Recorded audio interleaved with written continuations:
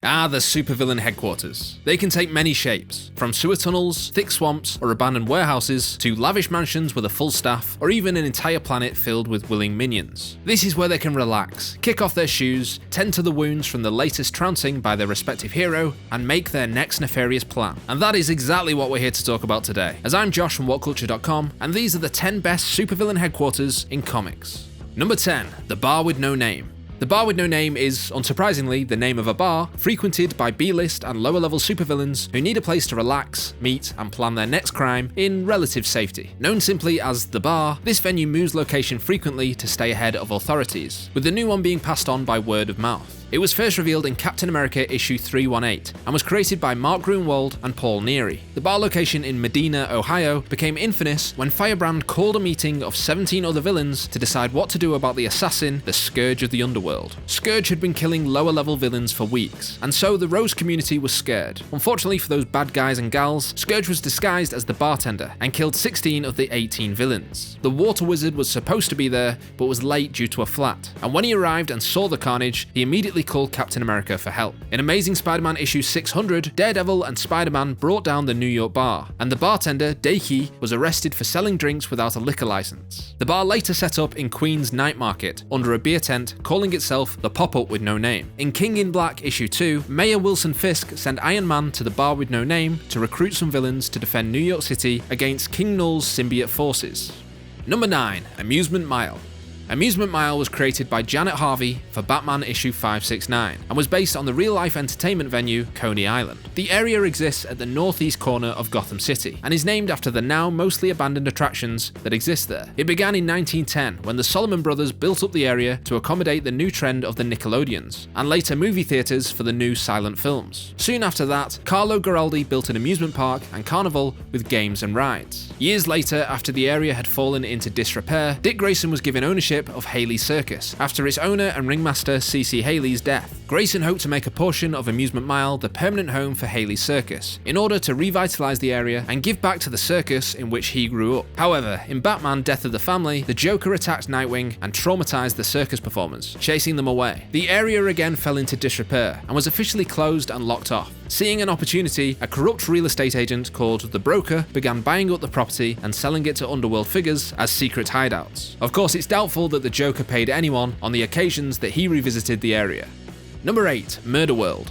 Murder World was created by John Byrne and Chris Claremont, and first appeared in Marvel Team-Up issue 66. This ominous title is the name for customized mobile assassination parks, created by the enigmatic contract killer known only as Arcade. Starting at a base price of $1 million per job, each Murder World utilizes robots and holograms with some narrative theme to kill the victim. Arcade often finds himself dealing with superheroes, sometimes for the money, to challenge himself, or just for the fun of it. But these encounters rarely go in his favor. The first Murder World was built underground in a Manhattan amusement park. Large portions of it resembled a pinball machine, with booby traps, mazes, and trap doors. Spider-Man and Captain Britain survived that first encounter and destroyed much of it, but Murder World was rebuilt and friends of the X-Men were kidnapped to draw them in. After several failed Murder Worlds and repeated defeats by superheroes, Arcade realized that he was considered a joke in the supervillain community. With the assistance of a new aide, Miss Coriander, the Rogue built a massive island, arena-style Murder World under Antarctica. He kidnapped 16 superpowered teens and forced them to run a month-long kill or be killed gauntlet. The survivors vowed to never reveal what happened there, but Arcade released the entire experience onto the internet as some kind of sadistic reality show, turning the remaining heroes into infamous celebrities overnight.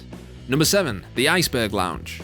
The Iceberg Lounge may be one of the hippest nightclubs in Gotham with a very exclusive clientele, but it's also a front for the criminal activities of crime boss Oswald Cobblepot, aka the Penguin. From his private office/dining room upstairs, Oswald can monitor the whole club and listen in on every conversation. Because it's such an open secret that the Iceberg Lounge is far from a completely legitimate business, the heroes of Gotham City often break into the Penguin's office when they need to get information from him. Even though Oswald employs a trio of waitstaff/hench people, Jay, Lark, and Raven, they more often than not end up on the floor. Slam Bradley once broke in looking for answers about Hush, and when Batman was missing, both Robin and Batgirl beat the Penguin to get information. Intergang began using the Iceberg Lounge as a meeting place, as they made moves to take over Gotham, much to the Penguin's dismay. His criminal colleagues Killer Croc, Mr. Freeze, and Man-Bat all use the lounge as a point from which to eliminate Intergang and retake control of the city. Elsewhere, during the Cataclysm storyline, Cobblepot provided necessary supplies and food to the beleaguered populace for a price. Number 6. Oscorp. Oscorp came from the fertile minds of Stan Lee and Steve Ditko and was first seen in Amazing Spider-Man issue 37 in 1966. It's a conglomerate created in the comics by scientist Norman Osborn. While in college, Norman studied chemistry, electrical engineering, and business administration. His professor, Mendel Strom, formed a business partnership with his brilliant student. As Osborn put up the bulk of the financing, the company bears his name. It was Strom's chemical research that would eventually land on the formula that would give Norman superhuman abilities and drive him completely insane. Using his own intellect to create weapons such as pumpkin bombs and adapting equipment created by his company, like his Goblin glider, Osborn created the persona of the Green Goblin and terrorized New York City until he was eventually stopped by Spider-Man. The two would become implacable enemies and had an irreparable effect on each other's lives. Oscorp employed a number of scientists who would become villains through their work. Dr. David Patrick Lowell became Sundown after being drenched by his own chemicals. Dr. Nels Van Adder was turned into a proto-goblin by his formula. And even Norman's own son, Harry, was the Green Goblin on several occasions, thanks to the crazy chemical soup coursing through his blood. Number 5. LexCorp. Originally an aerospace engineering firm, LexCorp Incorporated is a multinational corporation with interests in a diverse number of industries, sciences, and fields of study. Its headquarters is a 96-story tall building in the New Troy area of Metropolis, and it's solely owned by the often controversial Lex Luthor. In the comics, LexCorp was created by writer Elliot S. Maggin and premiered in Superman issue 416 in 1986. Through legitimate buyouts and hostile takeovers, Luthor employed more than 2/3 of the population of the city at the height of his organization. As a company, LexCorp once owned the Daily Planet, and the company was originally based in the paper's building, but Lex thought the profit margins were too small and sold the Planet off. He does own 2 television networks that only speak of him favorably, and Luthor also has a communication network. LexCorp owns banks, oil companies, waste management, oil and utility companies, airlines, robotics, food and entertainment venues, and much, much more. In addition to his own genius and the devices he creates, Luthor employs hundreds of scientists, engineers, and technicians to create the machines, weapons, and chemicals he uses in his personal war against Superman. He also employs an army of the best lawyers money can buy to get him out of any legal trouble his actions might incur. As such, Lex rarely stays in jail for any extended period of time. Number 4. Asteroid M. Asteroid M is the name of several orbital space stations created by the former mutant terrorist Magneto. It was first featured in 1964's X-Men issue 5 and was created by the legendary team of Stan Lee and Jack Kirby. Every iteration has had technology that's kept it hidden from standard detection and in standard orbit. Each Asteroid M is a multi-level structure with medical facilities, living quarters, hangar bays for shuttlecraft, and an extensive observation deck. Magneto completed his first base just before the completion of his Brotherhood of Evil Mutants. During a battle with the X-Men, the Scarlet Witch sabotaged a button meant to kill them, and it caused the asteroid to crash into San Francisco Bay. This would be important later. The second iteration was a cubic mile in size, although it was destroyed when Warlock collided with it. When Eric traveled to Cambodia to retrieve his technology from the broken pieces, it triggered a 3-way fight between the X-Men, the Avengers, and the Soviet super soldiers. M version 3 was a fancier affair, complete with selective power inhibitors. Former acolyte Fabian Cortez destroyed this one with nuclear missiles. 2 other versions followed, but neither lasted long. Using pieces of Asteroid M, Shi'ar technology, and Grey Malkin, the space station belonging to Cable was all brought together to create Avalon. In X-Men issue 43, it was destroyed in a battle with Exodus and Holocaust. Number 3. The Legion of Doom's base.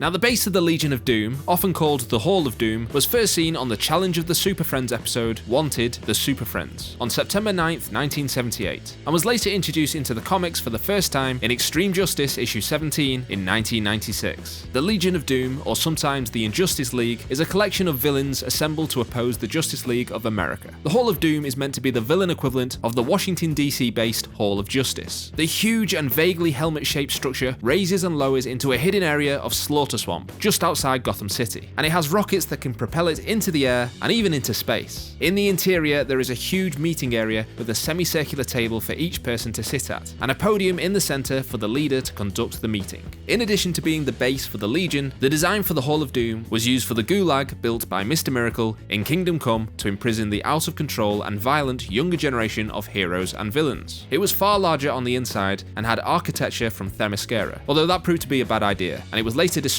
by Captain Marvel. Number 2. Lavaria.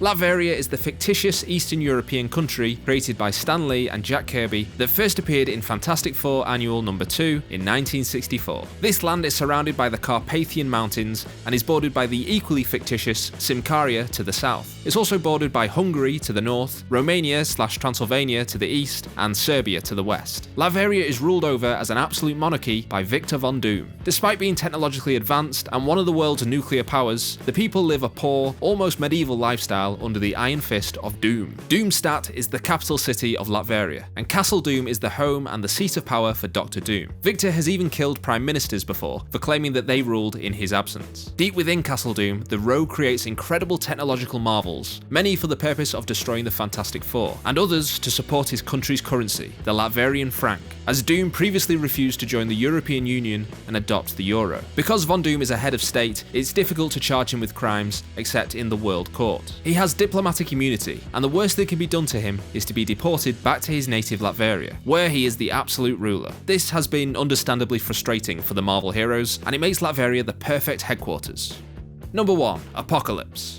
The planet Apocalypse, along with the entire Fourth World, was created by legendary comic book creator Jack Kirby, and first appeared in New Gods Issue 1 in 1971. Apocalypse is an ecumenopolis, in other words, a planet covered by a single city, that's ruled over by the despot Darkseid. The planet is essentially a giant engine, potted with huge fire pits that shoot out into space. These are perpetually fed by the downtrodden citizens of the planet, known alternately as the Lowlies or the Hunger Dogs. Laughter, love, and joy are outlawed on Apocalypse. Darkseid is the only god there, and there is only one doctrine. Darkseid is. The despot rules from his palace in the middle of the Armageddon, Apocalypse's only city. His chief torturer, Desaad, is the only one that gets close to Darkseid without his express permission, and even the sadistic second-in-command has found himself destroyed and recreated by the villain on numerous occasions. Now, it's extremely unlikely for Darkseid to kill someone himself, even though for him the act of killing someone is as simple as glancing at them with his Omega beams and disintegrating them. Most people are simply beneath the Apocalyptian leader's notice. That being said, the female Furies might be deployed, but this elite team isn't wasted on just anybody. It's more than likely that if the Lord of Apocalypse wants you dead, a squad of parademons will be more than enough. So there we have it, friends and foes, the 10 best supervillain headquarters in comics. I hope you enjoyed this video. Let me know down in the comments below if you did. Don't forget you can follow me on Twitter @PanelsToPixels, subscribe to What Culture Comics, and we'll see you next time.